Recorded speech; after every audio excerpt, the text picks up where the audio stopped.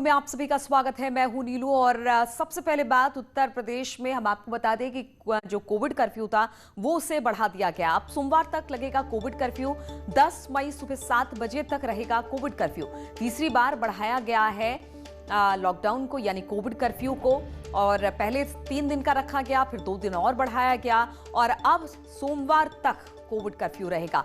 10 मई सुबह 7 बजे तक। कोरोना के बढ़ते मामलों को लेकर यूपी सरकार की तरफ से ये एक बड़ा फैसला है और अब जो कोविड कर्फ्यू है उसे बढ़ाकर 10 मई सुबह 7 बजे तक कर दिया गया है।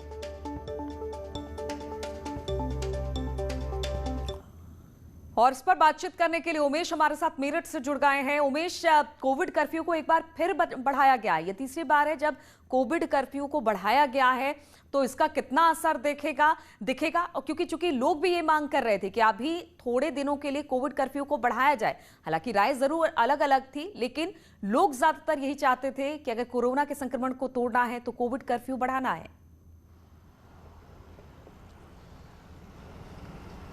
जी हाँ, देखिए नीलू जी, ये अति आवश्यक फैसला है। बेहद ही इंपॉर्टेंट फैसला लिया गया है, बेहद ही आवश्यक फैसला लिया गया है। इसकी ज़रूरत है और उत्तर प्रदेश में अब 10 मई सुबह 7 बजे तक लॉकडाउन रहेगा। सख्ती के साथ लॉकडाउन का पालन कराया जाएगा। न्यूज़ 18 की टीम इस वक्त मेरठ के कमिश्नरी पार्क चौराहे पर खड़ी हुई है और यहाँ की तस्वीरें आप देखिए कि किस तरह से सख्ती के साथ लॉकडाउन का पालन कराया जा रहा है। सड़कों पर सन्नाटा पसरा हुआ है, दूर दूर तक कुछ ही गाड़ियाँ दिखाई दे रही हैं, लोग मास्क लगा करके भी निकल रहे हैं और इसी की आवश्यकता है। अगर हमें कोरोना को मात देना है तो हमें यही सूनी सड़कें चाहिए। दूसरी तरफ का नजारा भी दिखाइए अभिषेक कि किस तरह से यहाँ पर सड़कों पर सन्नाटा पसरा हुआ है और इसी सन्नाटे की आवश्यकता है। इक्का दुक्का गाड़ियां जरूर निकल रही हैं, लेकिन इनको भी कम निकलना चाहिए। यहाँ पर पुलिस के ये जवान कोरोना योद्धा के तौर पर लगातार काम कर रहे हैं, अपनी ड्यूटीज को अंजाम दे रहे हैं, फर्ज को अंजाम दे रहे हैं और लगातार यहाँ पर मुस्तैदी के साथ डटे रहते हैं और लॉकडाउन का पालन करवाने में भी अपनी भूमिका निभाते हैं। सभी मास्क लगाए हुए हैं और ऐसी ही तस्वीरें उत्तर प्रदेश में चाहिए अगर हमें कोरोना को मात देना है। तो निश्चित तौर पर तस्वीरें बताती हैं कि किस तरह से मेरठ में लॉकडाउन का पालन हो रहा है और बिल्कुल लॉकडाउन का पालन हो रहा है। सरकार लॉकडाउन कर रही है, वो हमारे और आपके लिए ही कर रही है, इसलिए जनता का सहयोग भी बेहद जरूरी है इस लॉकडाउन में। अमित राणा गाजियाबाद से हमारे साथ जुड़ गए हैं। अमित, गाजियाबाद में भी कोरोना के मामले लगातार बढ़ रहे हैं। अब तो पूरे प्रदेश में लॉकडाउन को एक बार फिर से बढ़ा दिया गया है। अब सोमवार तक ये लॉकडाउन रहेगा। किस तरह की स्थिति सड़कों पर दिखाई दे रही है? लोग मान रहे हैं इस लॉकडाउन का या फिर अपना फाइन और चालान कटवा रहे हैं? लीलू, आपको बताना चाहूंगा, ये जो लॉकडाउन बढ़ाया गया है ये बेहद जरूरी था, क्योंकि जिस तरीके से कोरोना लगातार बढ़ रहा है तो इस चेन को ब्रेक करने के लिए लॉकडाउन बेहद ही जरूरी था। और ये भी इस जो आदेश आया है इस आदेश का सभी लोग इसका पालन भी कर रहे हैं। ठीक मेरे पीछे की तस्वीर में आपको दिखाना चाहूंगा, यहाँ पर भी सन्नाटा पसरा हुआ है। लेकिन एक चीज और कहना चाहूंगा लीलू आपसे कि इस दौरान जो शासन और प्रशासन, इन दोनों की ये ड्यूटी नहीं बनती है कि वो कोरोना को किस तरीके से हराया जाए। इसमें जन सहभागिता भी बेहद जरूरी है। आम जन को भी इसमें अपनी जन सहभागिता देनी होगी ताकि कोरोना रूपी इस राक्षस को यहां से निकाला जाए। वहीं अगर बात करूं गाजियाबाद की, क्योंकि दिल्ली एनसीआर से जुड़ा हुआ है गाजियाबाद और एक अहम हिस्सा कहा जाता है, तो ऐसे में गाजियाबाद में भी एहतियात के तौर पर जो कर्फ्यू लागू किया गया है, उस लॉकडाउन जो लागू किया गया है उस पर भी सख्ती से पालन कराया जा रहा है। जो लोग बेवजह घर से बाहर निकल रहे हैं उनके चालान भी काटे जा रहे हैं। बिल्कुल। और अमित, ये भी है कि इसमें जो जरूरी सेवाएं हैं उनको जारी रखा गया है। तो क्या ऐसे में जो फल सब्जी या राशन की दुकानें खोलती है वहां पर प्रॉपर सोशल डिस्टेंसिंग का पालन किया जा रहा है? जी बिल्कुल। अगर गाजियाबाद की मैं बात करूं तो लीलू, यहाँ पर जो एसेंशियल कम्युनिटीज से जुड़ी हुई दुकानें हैं, चाहे वो मेडिकल स्टोर हो, चाहे ग्रोसरी की दुकानें हो, चाहे फल सब्जी की दुकानें हो, वहां 12 बजे तक सुबह यहाँ दुकानें खोली जा रही हैं। उसके बाद भी अगर जो दुकानें खुलती हैं वहां लगातार सोशल डिस्टेंसिंग का पालन किया जा रहा है। साथ ही जो सैनिटाइजेशन का काम है इस लॉकडाउन के दौरान वो भी लगातार गाजियाबाद प्रशासन की तरफ से किया जा रहा है। चाहे वो नगर निगम हो, चाहे वो अग्निशमन की गाड़ियां हो, समय समय पर यहाँ पर सैनिटाइजेशन का काम किया जा रहा है। क्योंकि जिस तरीके से लगातार गाजियाबाद में केस बढ़ रहे थे उन पर एक ब्रेक लगाने के लिए एक सुनहरा मौका हमें मिला है। जो लॉकडाउन लगा है इस लॉकडाउन का तमाम लोग पालन भी कर रहे हैं और जो एसेंशियल कम्युनिटी से जुड़ी चीजें हैं उन पर किसी तरह की रोक नहीं लगाई जा रही है ताकि लोगों को इससे कोई परेशानियों से दो चार ना होना पड़े। लीलू, बिल्कुल। और उमेश भी लगातार हमारे साथ जुड़े हुए हैं। उमेश, अगर बात की जाए, जिस तरह से हमने देखा पंचायत चुनाव हुआ और चिंता इस बात की बन गई कि अभी तक तो शहरों में महामारी फैली थी, अगर ये गांव तक जाती है तो और मुश्किल होगा। ऐसे में लॉकडाउन एक बहुत अच्छा तरीका है कि जो लोग, क्योंकि गांव में भी अब कोरोना की टेस्टिंग शुरू हो गई है, तो घर घर जाकर कोरोना की टेस्टिंग कराई जाए और इस तरह से जो ये लॉकडाउन का पूरा दौर है उसमें सैनिटाइजेशन का काम भी किया जाए और टेस्टिंग भी हो जाए। तो ये बहुत जरूरी था इस वक्त।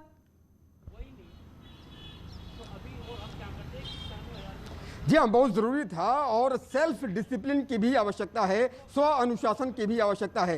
प्रधानमंत्री लगातार अपने संबोधन में ये कहते रहते हैं कि लोग सेल्फ डिसिप्लिन का पालन करें, बहुत जरूरी हो तभी घरों से निकलें और सेल्फ डिसिप्लिन ही कोरोना को मात देगा। अगर हम स्व अनुशासन के साथ रहेंगे तो निश्चित तौर पर कोरोना हारेगा, देश जीतेगा। और जो आपने बात कही कि गांव गांव अब जिस तरह से टेस्टिंग शुरू हो गई है, ट्रेसिंग शुरू हो गई है, मुख्यमंत्री योगी आदित्यनाथ के निर्देश पर लगातार गांव गांव में अभियान चलाया जा रहा है, टीमें जा रही हैं और लगातार घर घर में नॉक कर रही हैं, खटखटा रही हैं और लोगों से पूछ रही हैं कि आप बीमार तो नहीं है, आपको बुखार तो नहीं आ रहा है, आपको कोई सिम्टम तो नहीं है।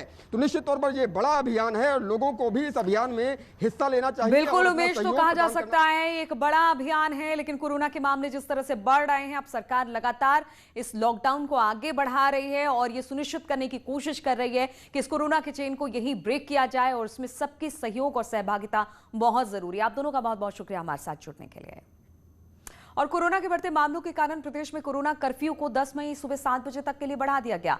अब बात प्रयागराज की करें तो यहां से अच्छी खबर आई है। बीते 24 घंटे में संक्रमितों का आंकड़ा घटकर अब 683 तक जा पहुंचा है। प्रयागराज में आंकड़ों में कमी आने का सिलसिला बीते एक हफ्ते से लगातार जारी है और उम्मीद की जा रही है कि ये ट्रेंड आगे भी जारी रहेगा।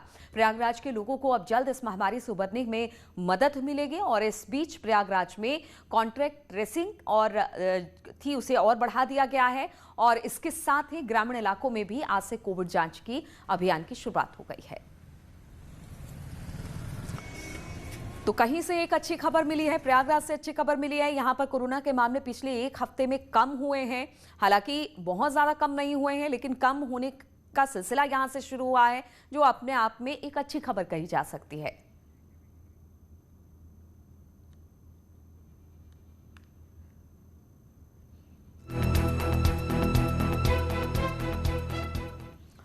और पंचायत चुनाव के बाद हिंसा की खबरें लगातार सामने आ रही है। अमेठी में जिला पंचायत समिति सदस्य के भाइयों ने तांडव कर दिया है, यहां पर जबरदस्त बवाल मचाया है। आजमगढ़ में एक प्रत्याशी के घर तोड़फोड़ की गई है, फायरिंग की गई है, पुलिस पर भी लोगों ने पथराव किया है। एटा में 2 पक्षों में जमकर पत्थरबाजी हुई तो मुजफ्फरनगर में जुलूस रोकने गई पुलिस टीम की ही पिटाई कर दी गई। फायरिंग, पथराव, आगजनी, तोड़फोड़।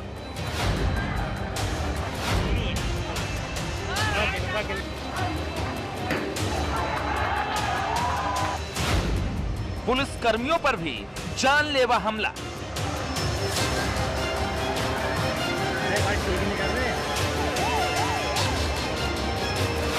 पंचायत चुनाव का खूनी रिजल्ट।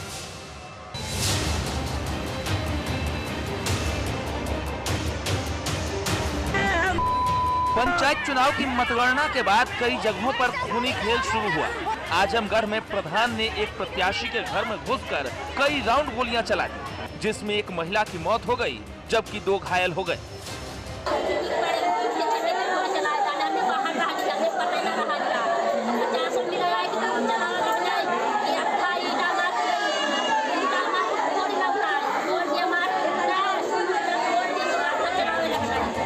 आजमगढ़ में कई जगहों पर हिंसक झड़प हुई।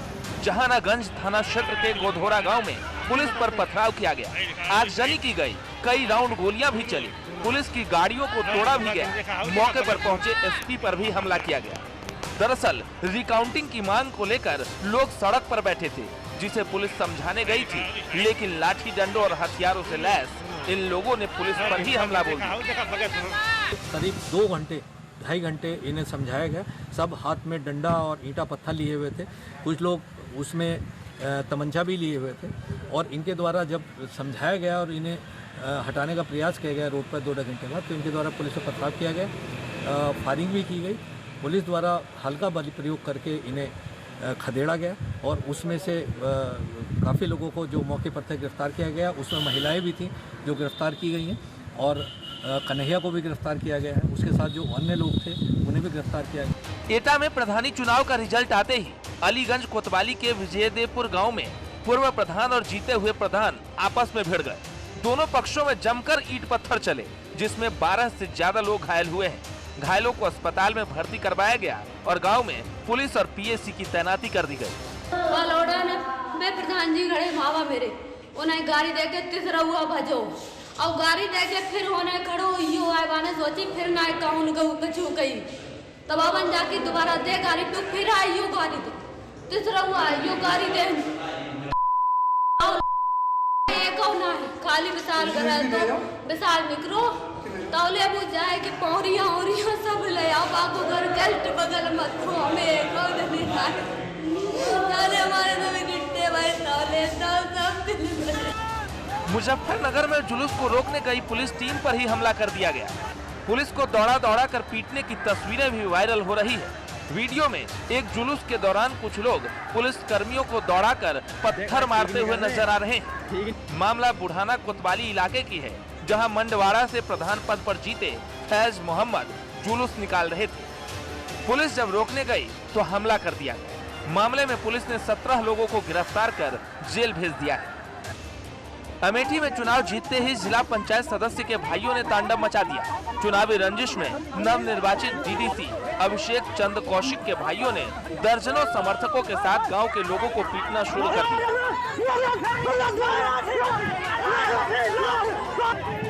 मुंशीगंज कोतवाली के गढ़ा माफी गांव की दलित महिला ग्राम प्रधान प्रत्याशी के पति को जबरन गाड़ी में बिठाने का प्रयास भी किया गया। Bureau report, news 18।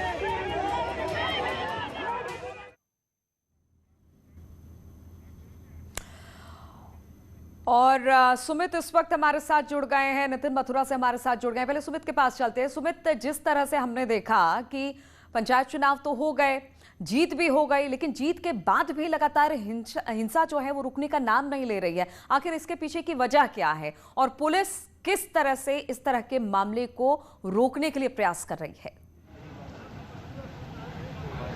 बिल्कुल, आप बता दें कि देखिए, कल आपने एक तस्वीरें मिर्जापुर की देखी हुई थी कि किस तरह से जिला पंचायत के गेट पे उपद्रवी घुस गए और जिस तरह से उन्होंने एक तांडव मचाने की कोशिश की थी पुलिस तक पे, यहाँ तक कि पुलिस जो सर कोतवाल थे उनके ऊपर भी हमला करने की कोशिश की थी। हालांकि पीएससी तत्काल मौके पे अधिकारी पहुंचे, उन लोगों को खदेड़ा गया। इसके अलावा मिर्जापुर में एक जगह छुटपुट और घटनाएं भई थी, लेकिन कल के बाद से जो घटनाएं भई हैं उसके बाद पुलिस ज्यादा एक्टिव भई है और सख्ती दिखी गई है। कल के मामले में जो मेरे सूत्र बता रहे हैं, लगभग 32 लोगों से कुछ अज्ञात और कुछ ज्ञात मिला के नामजद मुकदमा दर्ज किया गया है और इन लोगों पे कार्रवाई की गई, कुछ की गिरफ्तारी भी कर ली गई। बिल्कुल सुमित, तो सिर्फ एक जगह का ये मामला नहीं है, बहुत जगह पर इस तरह की हिंसा देखने को मिली है। हरदोई से आशीष भी हमारे साथ जुड़े हुए हैं। आशीष, हरदोई का क्या हाल है? हमने देखा कि बहुत जगह पर ऐसा हुआ है कि जीतने के बाद या हारने के बाद हिंसा हुई है, लोग जुटे हैं, पुलिस तक को भी नहीं छोड़ा गया है। अब किस तरह की सख्ती की जा रही है? देखिए, हरदोई में हिंसा का मामला कोई नया नहीं है। जिस दिन से चुनाव शुरू हुआ था, जिस दिन मतदान शुरू हुआ था, 15 अप्रैल को ही सबसे बड़ा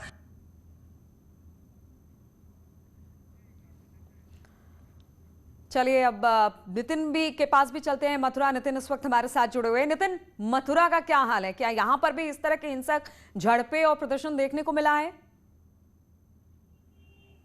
जी, अगर हम बात करें तो मथुरा में जिस समय वोटिंग हुई थी उससे पहले एक बार पुलिस के संग जरूर हाथापाई हुई थी और पुलिस की मजामत हुई थी, लेकिन उसके बाद से जो पुलिस ने जो रणनीति तैयार करी थी, पुलिस के अधिकारियों ने जो रणनीति तैयार करी थी वो पूरी तरीके से सफल रही है।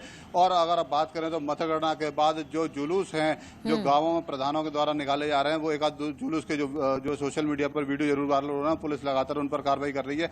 अगर बात करें तो पुलिस लगातार सख्ती बढ़ते हुए, पुलिस अधिकारी सख्ती बढ़ते हुए, और अब तक के पुलिस की अगर बात करें तो पुलिस ने जो है करीब जो बिना मास्क के लोग हैं उनसे उनके 1600 लोगों के चालान काटे हैं, वहीं 600 लोगों के चालान करे हैं। तो अलग अलग धारा में पुलिस कार्रवाई कर रही है। सख्ती पर जो अधिकारी हैं वो सड़क पर दिखाई दे रहे हैं। बिल्कुल नितिन, तो इतना कहा गया था कि आपकी जीत होती है तो आप किसी तरह का जुलूस नहीं निकालेंगे, लोग बाहर नहीं निकलेंगे, लेकिन यहां पर वो सब कुछ देखने को मिल रहा है। चाहे वो मार पिटाई हो या फिर जीत का जश्न हो, कोरोना को तो सबने ताक पर रख दिया है। हालांकि पुलिस अब कार्रवाई की बात जरूर कह रही है। बहुत बहुत शुक्रिया आपका हमारे साथ जुड़ने के लिए। और कोरोना काल में ऑक्सीजन की कमी ना हो, इसके लिए कानपुर पुलिस ने एक अच्छी पहल की है। पुलिस कमिश्नर ने पुलिस लाइन में एक ऑक्सीजन सिलेंडर बैंक बनाया है और इस बैंक से जरूरतमंदों को ऑक्सीजन का सिलेंडर उपलब्ध कराया जाएगा।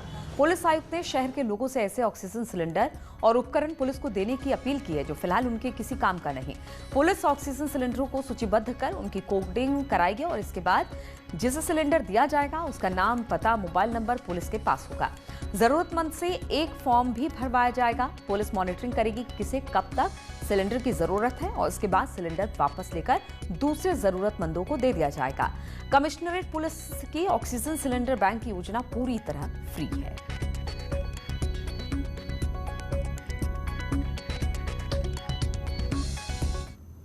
ऑक्सीजन सिलेंडर बैंक की स्थापना की गई है, जिसमें कि सभी नागरिकों से अनुरोध है कि आपके पास ऐसा कोई सिलेंडर है जिसका आप अभी उपयोग नहीं कर रहे, आपके मरीज को अब ज़रूरत नहीं है, या आप वेल्डिंग का काम करते हैं, इस समय आपका काम नहीं हो रहा है, या अन्य किसी भी कारण से, तो आप अपने ऐसे ऑक्सीजन सिलेंडर को दान दे सकते हैं या उधार दे सकते हैं इस ऑक्सीजन सिलेंडर बैंक में।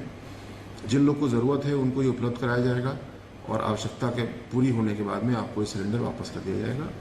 ये पूरी तरीके से निःशुल्क व्यवस्था है, इसमें कहीं भी किसी से कोई पैसा नहीं लिया जा रहा है। और एटा में कोरोना से एसपी क्राइम राहुल कुमार की मौत हो गई। कोरोना संक्रमित होने के बाद राहुल कुमार अपने आवास पर होम आइसोलेट थे। करीब 15 दिन पहले उनके भाई की भी कोरोना से ही मौत हो चुकी थी। राहुल कुमार PPS 2001 बैच के अधिकारी थे।